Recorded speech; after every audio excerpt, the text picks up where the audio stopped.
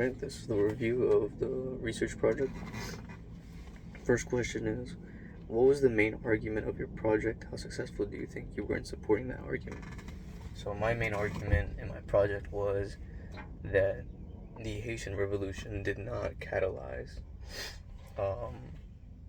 the abolishment of slavery in 1863.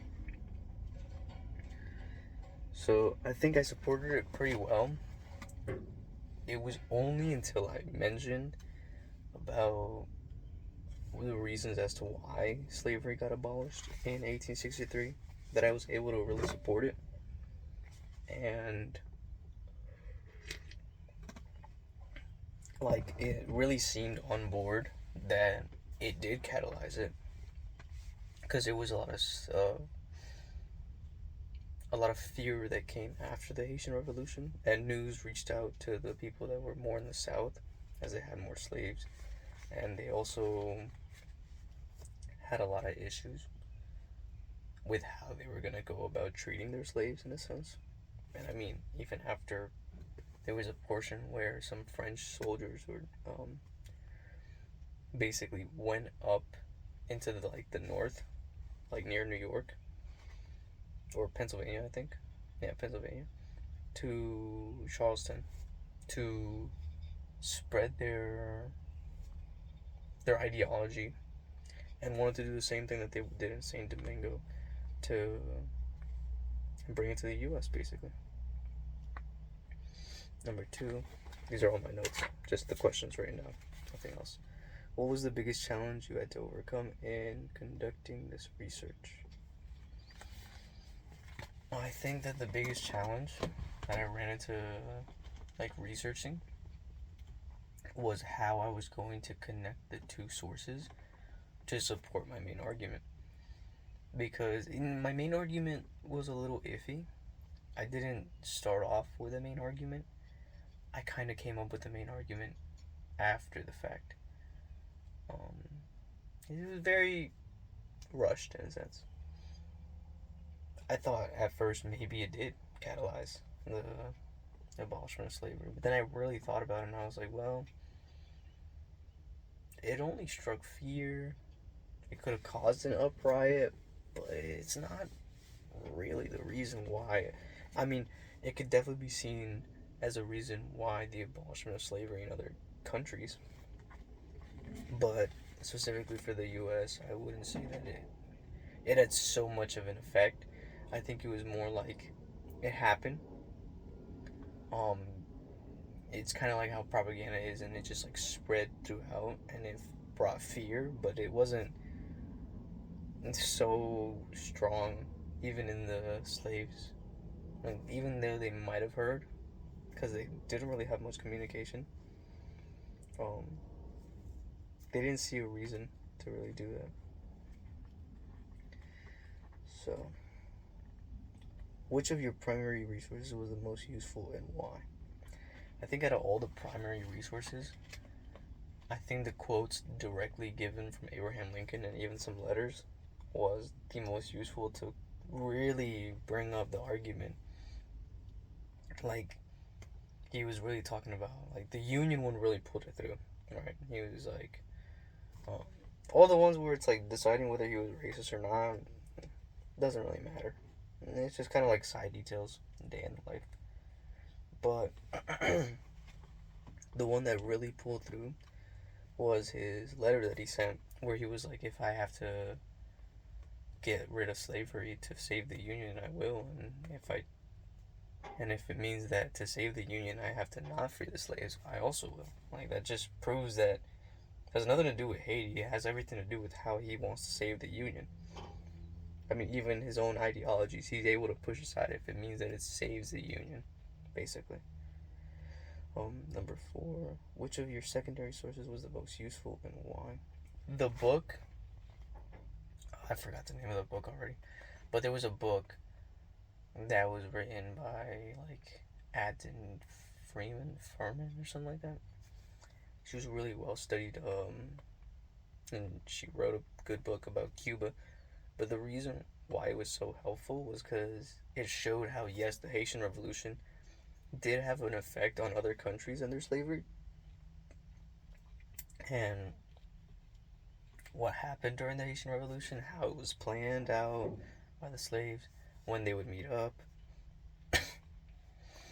and how intricate it really was. Like, it wasn't just like, oh, on this day, we're just gonna do it. You know what I'm saying? Like, no. They all would meet up. They met for a few weeks or months. And they really planned it out. In what ways did your attitudes towards the topic of your project change as you learned more about it? Mm, maybe, maybe I could have worded it differently. Maybe I could have done something completely different with the Haitian Revolution. But my attitude towards the topic, I guess it would just be that it was difficult. It was annoying. That's how my attitude changed. But I think there was big gold mines, and then there was big like not that useful ways to be able to intertwine the topic. And then I realized, I mean, there's not really like a source. It's like, oh yes, it absolutely did, or oh no, it absolutely didn't. But you have to just weave your way around it.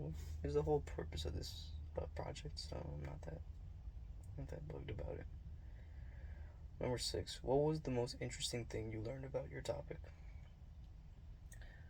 Specifically with the Haitian Revolution, I went about the day in the life, and I studied a lot of others, like in other classes that I had in the past about the Haitian Revolution, and I had no idea that some soldiers did literally go up to the United States and tried causing havoc. Like, I thought it was just more like, oh, news spread about it, because I mean it's a whole country that basically after the like it was the first ever slave revolt that led to the creation of a country that basically allowed the slaves to be the victors in a sense.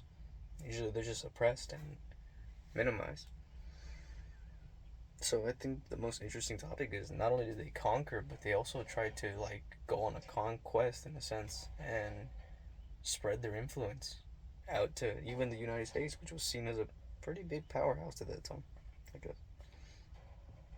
If you had the project to do over again, how would you change your approach? I would change the format. I thought the day in the life would be easier, but looking at it afterwards, even during the video process, I was like, wow, it would have been so much easier to do a TED Talk. But I didn't want to do images, and even like pulling up the computer to do the images, I was like, a little iffy about it.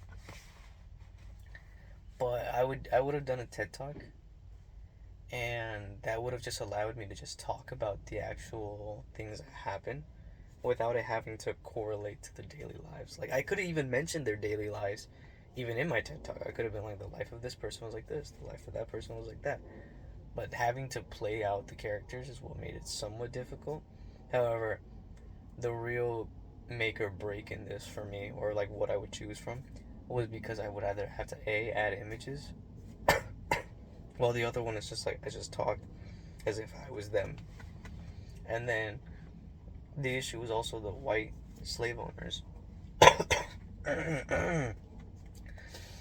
They didn't have much because they died. So most of their records, I'm assuming, got burned or whatever.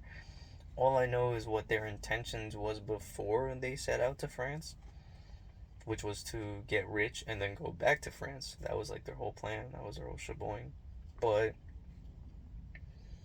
the issue with that was the fact that there was no day in the life during the Haitian Revolution, or really much of day in the life before the Haitian Revolution, because most of that was just burned, or I'm assuming got destroyed or something, or they just didn't care enough to actually write anything.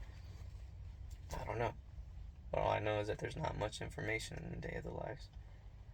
The day of the life of the actual slaves, yeah, because they were able to trade, they were able to pass it down verbally until someone was able to write it down, basically. And even Toussaint Louverture, he became decently educated and was able to pass down the stories that the slaves that were under his leadership basically passed down to them.